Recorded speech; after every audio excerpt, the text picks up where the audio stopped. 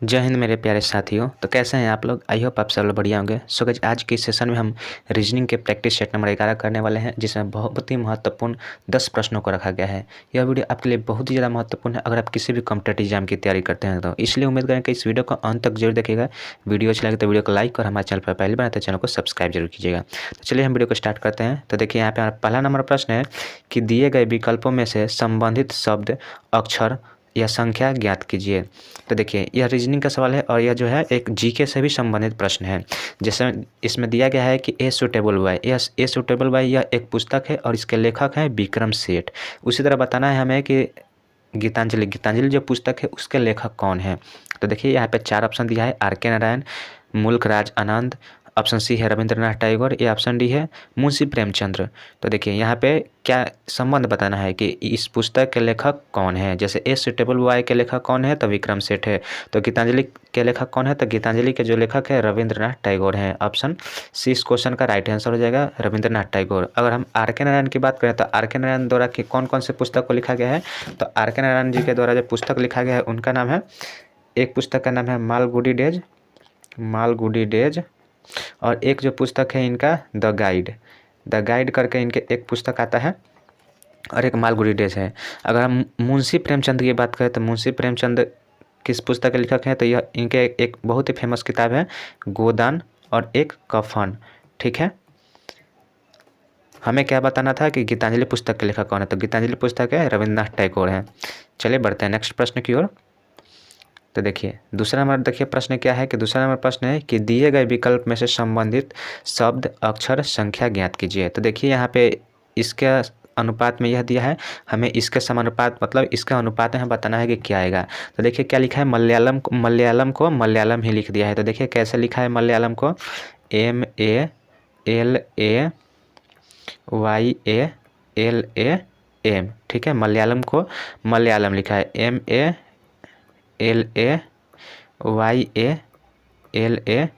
देखिए यह आपको दिख रहा है कि यह सीधा सीधा लिख दिया गया है, परंतु आप सिस्टम को जब सीधा सीधा लिखिएगा तो सिस्टम देखिए ऑप्शन में है ही नहीं। तो इसको देखिए कैसे लिखा गया है, तो देखिए इसको तिरछा कीजिए, यहाँ से इसको लाइएगा यहाँ पे M, इसको यहाँ पे लाइएगा यहाँ पे A, इसको लाइएगा यहाँ पे L, यहाँ पे इसको A आएगा, वहाँ पे Y सीधा आएगा, यह A यहाँ जाएगा, L पुनः यहाँ आएगा और यह पुनः यहाँ पे आएगा और यह इधर, यानी बायां वाला को दायां कर दिया है और दायां वाला को बायां कर दिया है।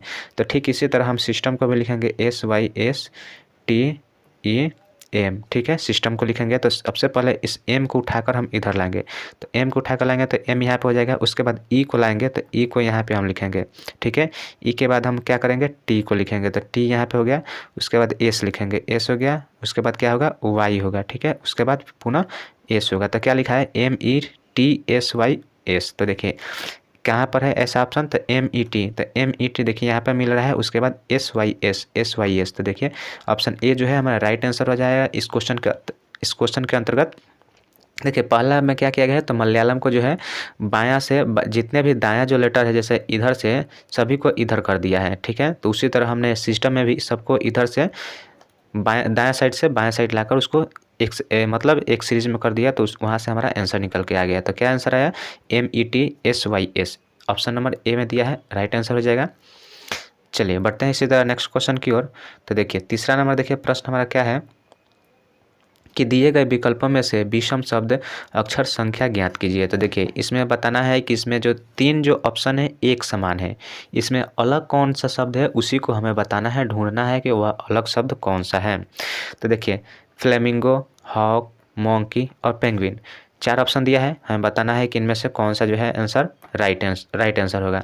तो देखिए इन 4 ऑप्शन में से देखिए पेंगुइन सॉरी क्या लिखा है, फ्लेमिंगो क्या है, एक पक्षी का नाम है, पक्षी मैंने बर्ड का नाम है, फ्लेमिंगो। हॉक का है, हॉक भी एक पक्षी का नाम है, हॉक मतलब क्या होता है, तो बाज होता है, हॉक मतलब बाज होता है। मोंकी क्या है, मोंकी मतलब क्या होता है, बंदर, मोंकी एक बंदर है। और पेंगुइन भी एक पंछी है। तो देखिए यहाँ पे क्या है, यहाँ पे ऑप्शन ए, ऑप्शन बी और ऑप्शन डी, यह तीनों जो है यह एक पक्षी का नाम है, परंतु यह मोंकी है यह एक बंदर है, यह एक जानवर है। तो यही एक अलग है इन तीनों से, तो यही हमारा राइट आंसर हो जाएगा, option number C right answer हो जाएगा, मोंकी। इस क्वेश्चन के अनुसार यह एक अलग विषम शब्द है, तो हमारा राइट आंसर सी हो जाएगा। चलिए देखिए बढ़ते हैं अगले प्रश्न की ओर। तो देखिए चौथा नंबर प्रश्न हमारा क्या है कि चौथा नंबर प्रश्न है कि दिए गए विकल्पों में से विषम शब्द या अक्षर संख्या ज्ञात कीजिए। देखिए 4 ऑप्शन दिया है, बताना है इनमें से कौन सा जो है 3 ऑप्शनों से अलग है। तो देखिए यहाँ पे 31 क्या है, 31 एक अभाज्य संख्या है। अभाज्य संख्या मतलब वैसी संख्या जिसमें या तो 1 से भाग लगे या उसी संख्या से भाग लगे, जिस संख्या मतलब संख्या दिया हो उसी संख्या से भाग लगे। तो देखिए 31 में या तो आप 1 से भाग दे सकते हैं या फिर उसी संख्या से यानी 31 से ही भाग सकते हैं। ठीक उसी तरह यह जो है 37 है, इसमें भी एक ही से भाग जाएगा या फिर 37 से जाएगा। तो यह भी एक अभाज्य संख्या है, ये 31 अभाज्य संख्या है। और देखिए 41 भी यह एक अभाज्य संख्या है, इसमें भी या तो 1 से भाग लगेगा या फिर 41 से भाग लगेगा।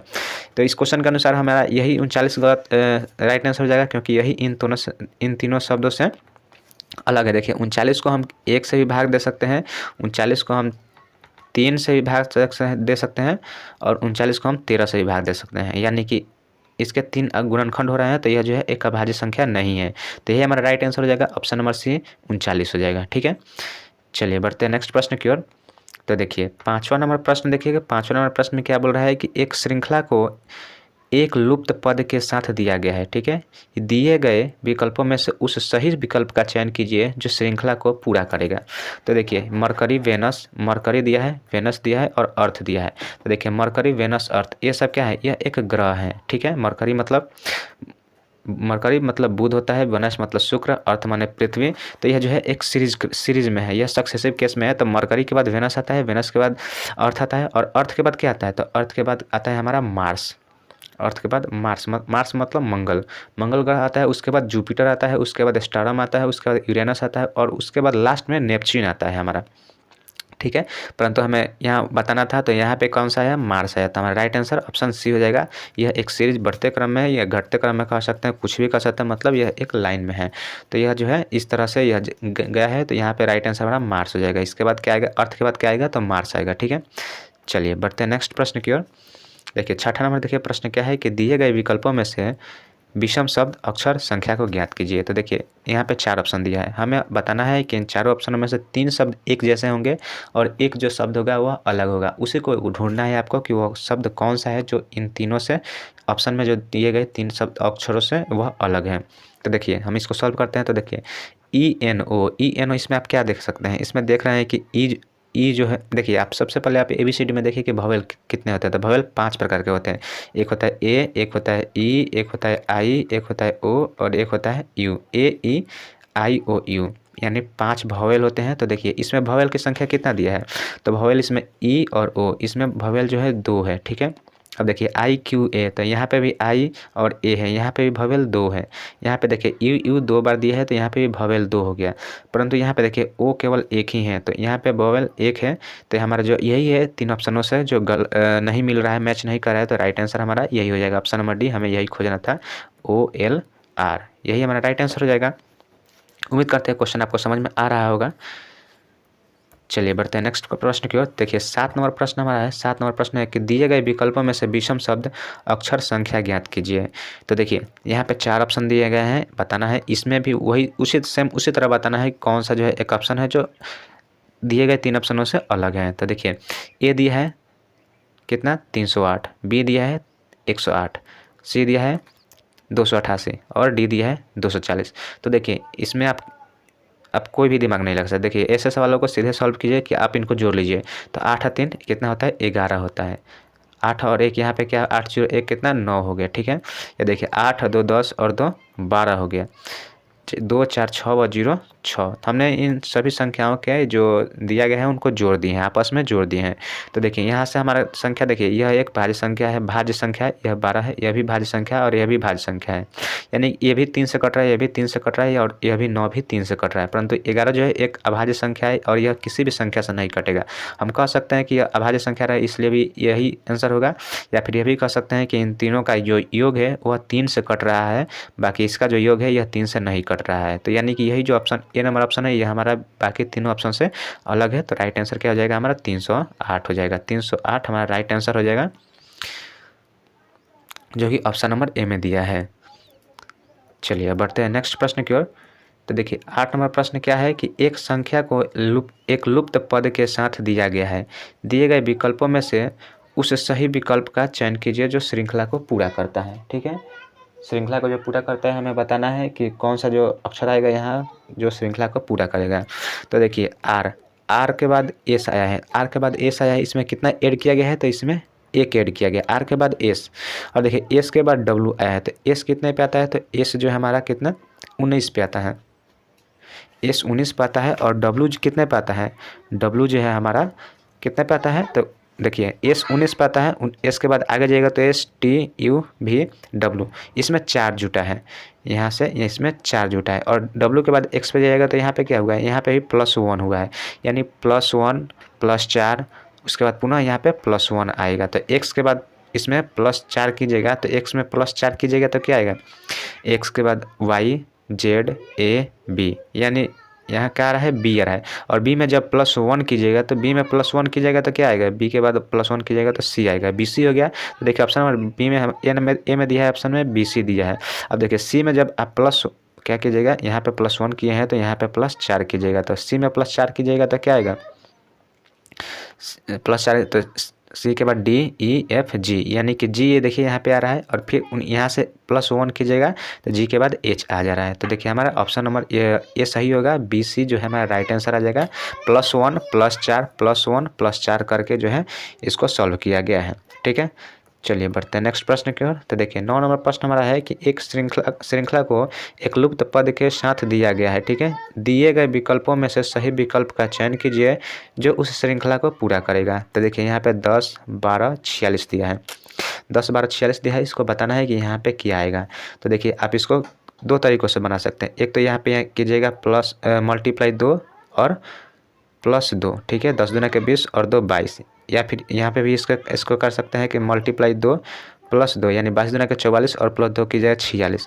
और यहाँ पे जब कीजिएगा यहाँ पे भी मल्टीप्लाई 2 कीजिएगा तो 46 दूना का कितना होता है 6 दूना का 12, 4 दूना का 8, 1 9 92, और +2 कीजिएगा तो कितना आएगा 94 आ जाएगा।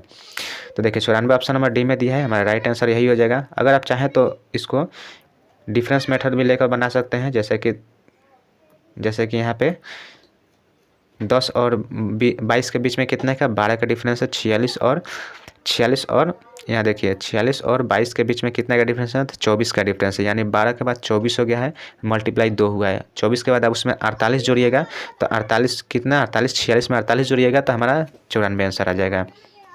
ठीक है, तो यहाँ पे मल्टीप्लाई 2 और +2 किया है, इस हिसाब से हमारा 94 आंसर आ रहा है, जो कि ऑप्शन नंबर डी में दिया है, राइट आंसर हो जाएगा हमारा ऑप्शन नंबर डी।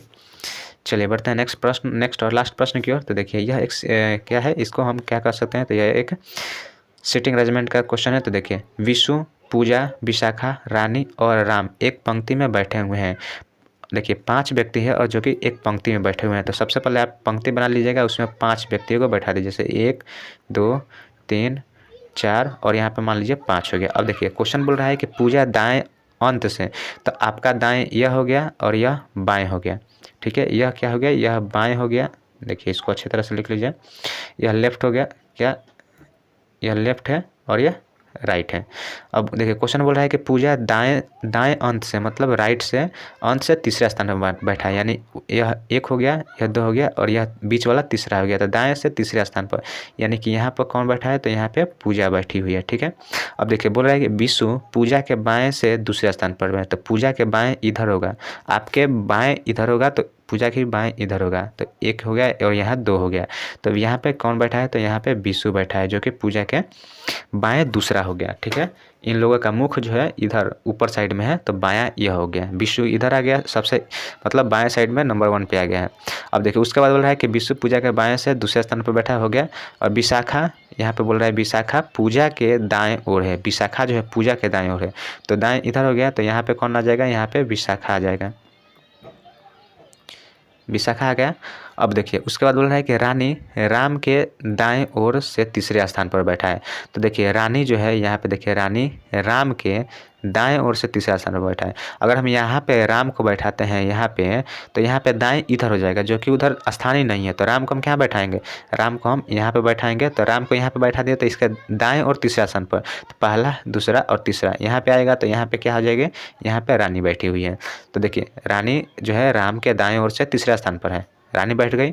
अब बोल रहा है कि जो विषु के निकटतम पड़ोसी है। तो देखिए विषु के निकटतम पड़ोसी है, तो देखिए जो किसके लिए आता है, तो जो दूसरे नंबर पे आता है उसके लिए आता है। देखिए राम जो है विषु के पड़ोसी में ही बैठा है। अब बोल रहा है कि मध्य में कौन बैठा है, तो मध्य में देखिए मध्य में कौन बैठा है, तो मध्य में पूजा बैठी हुई है। मध्य में कौन बैठी है, पूजा बैठी है। तो हमारा राइट आंसर हो जाएगा option number A Puja, right answer हो जाएगा।